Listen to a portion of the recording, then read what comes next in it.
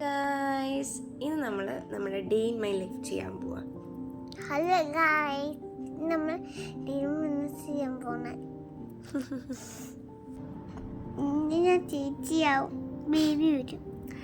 അതെ, ഇന്ന് നിഹാരയുടെ ഡെലിവറിയാണ്. സോ ഇന്ന് ബേബി വരും. മോർണിംഗ് തന്നെ ഡെലിവറി പറഞ്ഞുകൊണ്ട് നമുക്ക് പെട്ടെന്ന് തന്നെ റെഡി ആയിട്ട് പോകണം. അതിനുള്ള തിരക്കിലാണ്. ബ്രേക്ക്ഫാസ്റ്റ് ഇഡ്ഡലിയും ചമ്മന്തിയും കഴിച്ചിട്ട് വരാം. ഔട്ട്ഫിറ്റുമായിട്ട് ഞങ്ങൾ റെഡിയാണ്. ഇതാണ് ആരോഹി ഇടാൻ വേണ്ടി പോകുന്നത് പിങ്ക് ഉടുപ്പ്. ബേബീനെ റിസീവ് ചെയ്യുമ്പോൾ പിങ്ക് തന്നെ വേണമെന്ന് മുന്നേ പറഞ്ഞിട്ടുണ്ടായിരുന്നു. ഇതാണ് എൻ്റെ ഔട്ട്ഫിറ്റ്. ഞങ്ങൾ പെട്ടെന്ന് റെഡി ആയിട്ട് വേണം. അങ്ങനെ അവളെയും സുന്ദരിയാക്കി ഞാനും ഒന്ന് മെനയായതിനു ശേഷം അങ്ങോട്ടും ഇങ്ങോട്ടും ഒരു ഉമ്മയൊക്കെ കൊടുത്തിട്ട് ഞങ്ങൾ പെട്ടെന്ന് തന്നെ വീട്ടിൽ നിന്ന് ഇറങ്ങി. Aruhi, are you excited? Yes. നോക്കി പറ. Yes. She is very excited and happy for seeing her baby. അബുദാബിയിൽ വന്നതിന് ശേഷം ഇത്രയും ബ്യൂട്ടിഫുൾ ആയിട്ടുള്ള മോർണിംഗ് കാണുന്നത് ആദ്യമായിട്ടാണ്. അല്ല, എണീക്കാറില്ല എന്ന് പറയുന്നതായിരിക്കും കൂടുതൽ ശരി. എന്തായാലും ഹോസ്പിറ്റലിലേക്ക് നമ്മൾ നടന്നാണ് പോകുന്നത്. ആരോഗ്യമാണെങ്കിൽ തുള്ളിച്ചാടി എൻ്റെ കൈയും പിടിച്ച് നടന്ന് അടിപൊളിയായിട്ട് പോകുന്നുണ്ട്. അങ്ങനെ നമ്മൾ അവസാനം ഹോസ്പിറ്റലിലെത്തിയപ്പോൾ റൂമിൽ അവർ കൊടുത്ത ഡ്രസ്സൊക്കെ ഇട്ടിട്ട് ഇങ്ങനെ നിൽക്കുന്നുണ്ടായിരുന്നു. ആരോഗ്യം അതൊക്കെ കണ്ടിട്ടൊന്നിങ്ങനെ നോക്കി നിന്നു.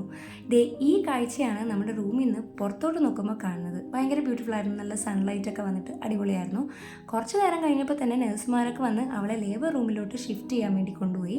വീൽ ചെയറിൽ അവളിങ്ങനെ ഇരുന്ന് അങ്ങോട്ട് പോയി. അവളും ദിവനായിട്ടും കൂടെ കുറച്ച് കഴിഞ്ഞപ്പോൾ ലേബർ റൂമിൻ്റെ അകത്തോട്ട് കയറിപ്പോയി.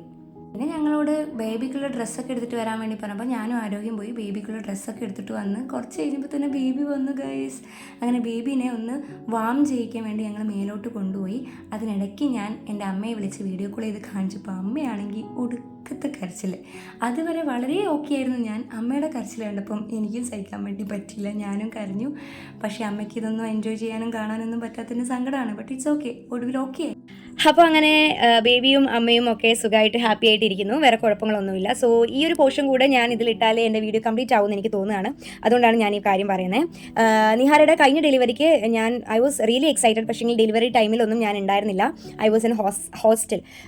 അതിനുശേഷം ഈ ഡെലിവറിക്കാണ് 32 വീക്സ് തൊട്ട് ഞാൻ ഇവളുടെ കൂടെ ഉണ്ടായിരുന്നത്. ആൻഡ് ഞാൻ വന്നപ്പോൾ തൊട്ട് വെരി പ്രീവിയസ് ഡേ വരെ അവൾ വർക്കിന് പോകുന്നുണ്ടായിരുന്നു. അവളുടെ ജോലി കണ്ടിന്യൂ ചെയ്യുന്നുണ്ടായിരുന്നു. വീട്ടിലെ കാര്യങ്ങളൊക്കെ ഒരുപോലെ ബാലൻസ് ചെയ്ത് മുന്നോട്ട് കൊണ്ടുപോകുന്നുണ്ട്. I am really proud of herself. Because എനിക്കറിയില്ല, എനിക്കൊന്നും ഇങ്ങനെ ചെയ്യാൻ പറ്റുന്ന എനിക്ക് തോന്നുന്നേ ഇല്ല. അവൾ എല്ലാ കാര്യം ബാലൻസ് ചെയ്തിട്ട് മുന്നോട്ട് കൊണ്ടുപോകുന്നുണ്ടായിരുന്നു. I am really proud of Har.